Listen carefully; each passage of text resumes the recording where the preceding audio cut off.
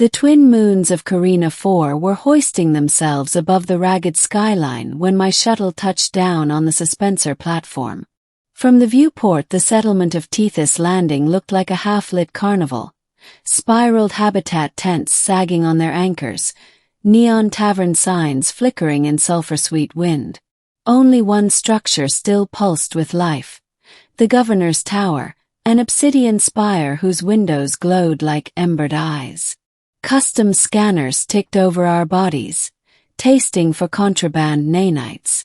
The air smelled of melted copper and wildflower pollen, an impossible combination that told me environmental scrubbers were losing against unfiltered vents. Somewhere beyond the landing zone, plasma welders crackled, throwing blue sparks into dusty twilight.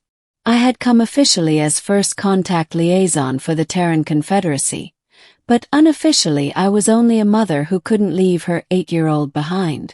Mara sat beside me in a crimson pressure-sleeved dress, legs swinging, humming the frontier lullaby my own mother once sang. She had no idea a civil war was coiling beneath these streets, nor that her presence was already being weighed as leverage by every faction watching us disembark. Chief Steward Nail, broad-shouldered in a once-white jumpsuit, guided us through the checkpoint. She spoke with the brisk kindness common to people who keep planets running while figureheads posture. The formal banquet, she said, would begin at dusk. Delicacies for Kaith and human palates alike, she promised, and an orchard of sensory amusements for the little one. I had studied Kaith rites until the pages blurred. Refuse nothing offered, recite your ancestral line when taking a seat, and never allow a child to eat outside the set cycle. Juvenile mouths, they believed, were still weaving adult memory. An untimed meal tangled those strands forever, punishable by a blood price or by a debt of the flesh should no life be taken. Myth, the anthropologists called it. I, who had stood between cultures before, knew myth could be sharper than law. While I fielded hollow calls from command in the antechamber, Mara wandered the banquet hall.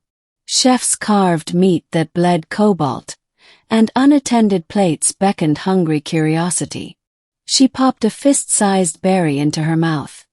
Fluorescent juice dripped down her chin, spattering the mosaic floor with tiny constellations. When I returned, a dozen Kaith attendants stood frozen. One, a young male with silver-slit eyes, whispered, "The child has eaten the governor's binding fruit." Blood fled my face. The binding fruit was picked once a decade from volcanic groves. To taste it unbidden pledged loyalty unto death. Only one remedy existed. A family member must assume the bond that very night. I turned toward Governor Tal, cloaked in liquid darkness, eyes like molten copper. "My daughter ate your food," I said. "So I must be yours tonight." Middle. Tal's voice rolled like gravel down steel. "The right is ancient. Are you prepared to bear it, Liaison Ileana Corvo?" Mara seized my jacket. I smoothed her hair and steadied my pulse. "Yes, I accept." The governor's six-fingered hand brushed mine. A bioelectric shiver whispered along my nerves, as though my heart suddenly listened for another rhythm. Even that casual touch dumped sensory data into my cortex. Grit of volcanic ash, ache of centuries of duty. The hall emptied with military efficiency. Nail knelt to Mara's height. "Your mother will return before second dawn," she said, voice calm despite her fear. Mara nodded, trusting strangers more than I deserved. I followed Tal into a lift ascending the tower's core. Translucent walls revealed Tethys Landing in its conflicted beauty. Wind turbines blinking like fireflies, plasma tubing painting alleys in cerulean stripes, children chasing glow drones while rebel pamphlets littered gutters. This world was beautiful but bleeding. A single misstep and rebellion would ignite, answered by Confederacy orbital lances. A vaulted chamber opened to both moons. Bioluminescent vines climbed stone arches, shedding lilac light on a single basalt platform. Altar, bed, stage in one. Tal knelt, lowering himself to eye level. The bond is not solely of bodies, he murmured. Memories too will be shared. Do you consent? Secret orders flashed behind my eyelids. Command wanted neural intel on Keith leadership. A shared memory bond could grant it, or dissolve politics in something deeper. I consent. Claws touched my temples. Vision shattered, reforming into Tal's childhood. Basalt crags, hatchlings scrambling, warrior chants echoing in molten caverns. I felt his vow to restore dying rivers. His despair when Terran mining sludge poisoned them. My memories spilled next.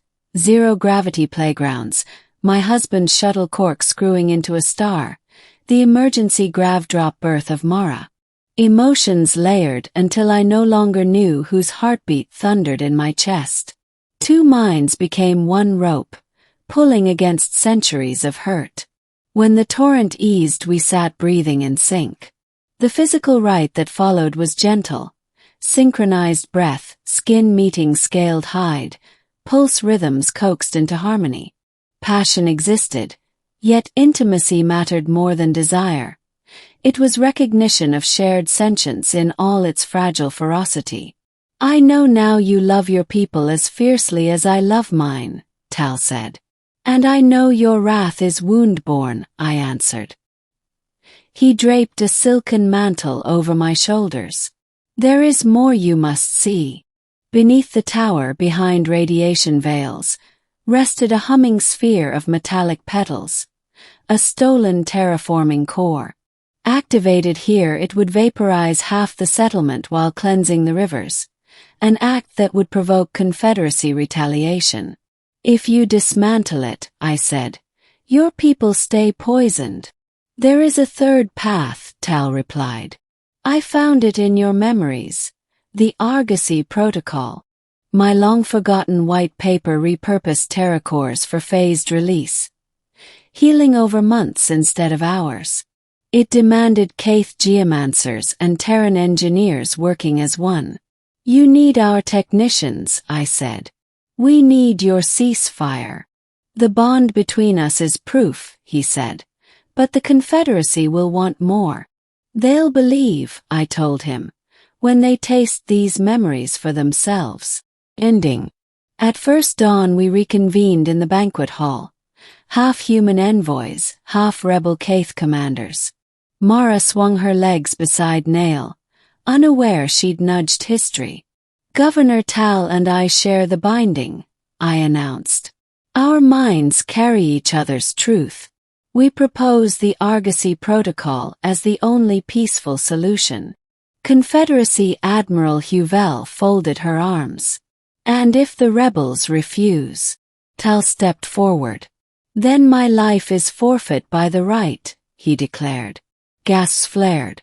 But they will not refuse. I have walked their anger. Rebel Commander Vosha studied me. You risk your child if we are betrayed. I tapped my compin. Transmit file Sigma Green. A hollow of the terracore bloomed overhead, annotated with Argosy revisions. Phased enzyme release, river flow modeling, casualties reduced to near zero. Together it heals, apart it kills. Mutual assurance, mutual survival. Silence tightened. Then Mara yawned, enormously human. Laughter rippled through soldiers and diplomats alike, cracking tension's spine. Vosha bowed. So be it. We stand down. Relief rolled across species like a quiet tide. Contracts were drafted.